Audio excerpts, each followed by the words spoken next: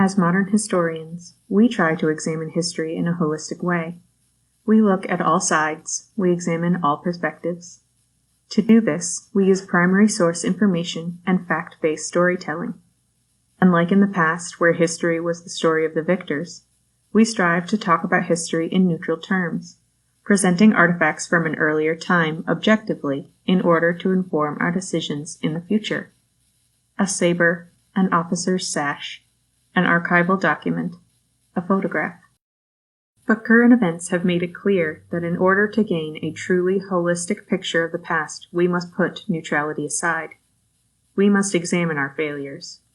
We must admit to them and to the fact that those failures have informed the times in which we live in today, times that are too often unjust and inequitable. Our program today is about local involvement in the Civil War. It is a springboard to deeper understanding of not just the war itself, but all it wrought: Jim Crow, segregation, the civil rights movement, and protests happening today, right now, even as you are tuning in. By June of 1861, 11 states had seceded from the Union, separating over the long controversy of slavery and bringing about the bloodiest conflict our country has ever seen. Over 620,000 Americans died before the surrender in April of 1865. Our history books tell us the war ended in May, that slavery and inequality had been vanquished, and that Union soldiers, unilaterally, were the freedom fighters of the Republic. We know this is false. Numerous objects in our own collection tell us that Union enlistment was often nothing more than a financial proposition.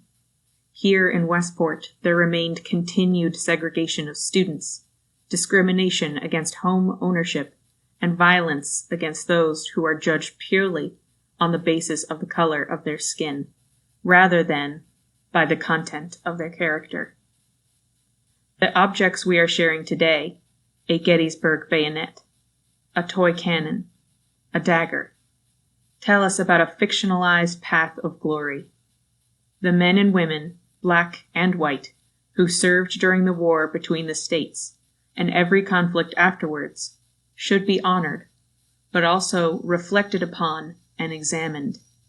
To truly put America first, we must be willing to look at ourselves and our actions.